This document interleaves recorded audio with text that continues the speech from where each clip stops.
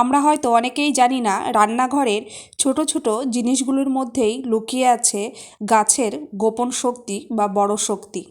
এখানে আমি যে মিশ্রণটি নিয়েছি এটি কিন্তু ঘরোয়া উপায়ে তৈরি করা গাছের মাটির জন্য একটি সুস্থ খাবার।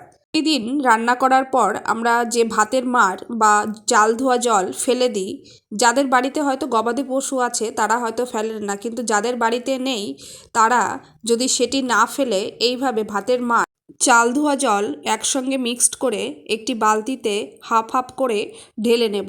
ভাতের মাড়ে থাকে ভিটামিন ও মিনারেল। তারপরেই নিয়ে নেব হলুদের গুঁড়ো। 3 থেকে 4 চামচ হলুদের গুঁড়ো এখানে আমি নিয়েছি। এটি ভাতের মাড়ের সঙ্গে খুব সুন্দর করে মিক্সড করে নেব। হলুদে থাকে প্রাকৃতিক অ্যান্টিঅক্সিডেন্ট, যেটি মাটিকে সুস্থ রাখতে সাহায্য করে।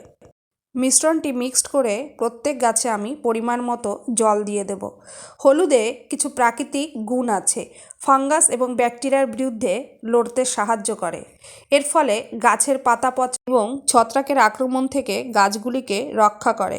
এক কথায় বলতে গেলে এই দুটি উপাদান জীবাণুমুক্ত মাটি আর রুটস বুস্ট করতে ভীষণভাবে সাহায্য করে। এরকম আরও টিপস পেতে অবশ্যই আমার চ্যানেলটিকে সাবস্ক্রাইব করবেন।